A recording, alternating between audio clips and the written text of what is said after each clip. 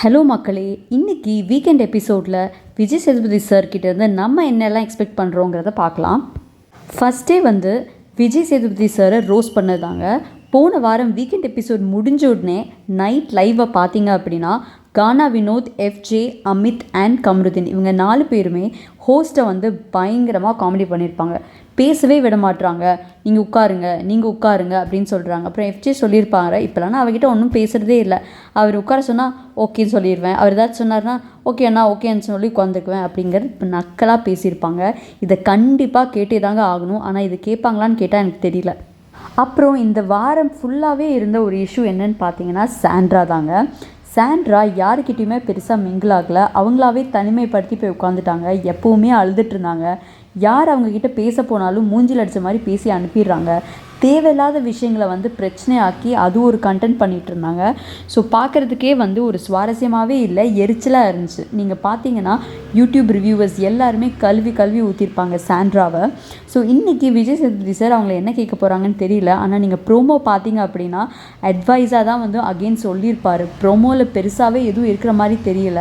First 2 ப்ரோமோலுமே Sandra பற்றி தான் பேசியிருப்பாங்க. பட் சாண்ட்ரா கிட்ட என்ன பேசுனாங்கன்னு தெரியல. ஒரு அட்வைஸ் மாதிரி சொல்லியிருப்பாங்க. திட்டினாங்களான்னு கேட்டால் இல்லை, அந்த அம்மா மூஞ்சி பாவமாக வச்சுட்டு உட்காந்துருக்காங்க. எல்லாமே இவர் அட்வைஸ் பண்ணிவிட்டு சரி உட்காருங்கன்னு ஆஸ் யூஷுவல் சொன்னாரா என்னன்னு தெரியல. சாண்ட்ரா வந்ததுலேருந்து எல்லா கண்டஸ்டன்ஸையுமே தப்பு தாங்க பேசிகிட்டு இருக்காங்க. அதை பற்றி இது வரைக்கும் ஒரு தடவை கூட விஜய் சேதுபதி சார் அட்ரெஸ் பண்ணதே கிடையாது. நல்லா திட்டு ஃபஸ்ட்டே கொடுத்துருந்தாங்க அப்படின்னா அவங்க கரெக்டாக அவங்க கேமை ஆடி இருந்திருப்பாங்க. இவ்வளோ கேவலமாக கண்டிப்பாக ஆயிருக்க மாட்டாங்க. அப்புறம் பார்த்தீங்கன்னா விக்ரம் இந்த தலை டாஸ்க் அப்போ எஃப்ஜேவை கால் பிடிச்சி இழுத்து விட்டுருப்பாங்க இல்லையா, அந்த இஷ்யூவை கண்டிப்பாக கேட்பாங்களா இருக்கும். ஆனால் விக்ரம் அதுக்கு சாரின்னு முடிச்சிட்டாங்க. ஸோ அங்கே பேசுகிறதுக்கு பெருசாக எதுவும் இல்லை, பட் சும்மா கேட்க வாய்ப்பு இருக்குது. அப்புறம் கானா வினோத்தோட கேப்டன்சியை பற்றி கண்டிப்பாக கேட்பாங்க. அப்புறம் டான்ஸ் மேரத்தான் 2.0 எப்படி போச்சுங்கிற மாதிரியும் பேசியிருப்பாங்க. அப்புறம் கனி சொல்லியிருப்பாங்க இல்லையா, நான் கண்டிப்பாக வீக்கெண்டில் இதை பற்றி கேட்க வைப்பேன் அப்படின்னு. அதாவது சாண்ட்ரா கனி மேலே தப்பான அலிகேஷன்ஸ் போட்டிருந்தாங்க இல்லையா, ஸோ அதை பற்றியும் கேட்க வாய்ப்பு இருக்குது. அப்புறம் எஃப்ஜே நிறைய இடத்துல அகெயின் கத்திருப்பாங்க, அது கூட கேட்கலாம். கானா வினோத் இந்த வாரம் அவங்களோட ஆக்டிவிட்டீஸ்லாம் நல்லா தாங்க பண்ணியிருந்தாங்க. பட் ஸ்டில் அவர் ஏன் வேர்ஸ்ட் பர்ஃபார்மராக எல்லோரும் சூஸ் பண்ணாங்கன்னு தெரியல. அதை பற்றி கூட கேட்கலாம் விஜய் சேதுபதி சார், என்ன க்ரைட்டீரியாவில் வச்சு பண்ணீங்க அப்படின்னு.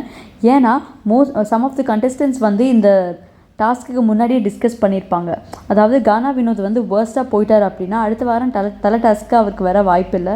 ஸோ அதுக்காகவே நிறையா பேர் அவங்க பேர் சொல்லியிருந்தாங்க. ஸோ இந்த விஷயத்த கண்டிப்பாக விஜய் சேதுபதி சார் கேட்கணும்னு நினைக்கிறேன்.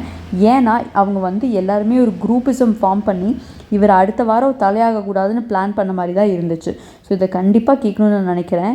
என்னெல்லாம் கேட்குறாருன்னு தெரியல, பார்ப்போம்.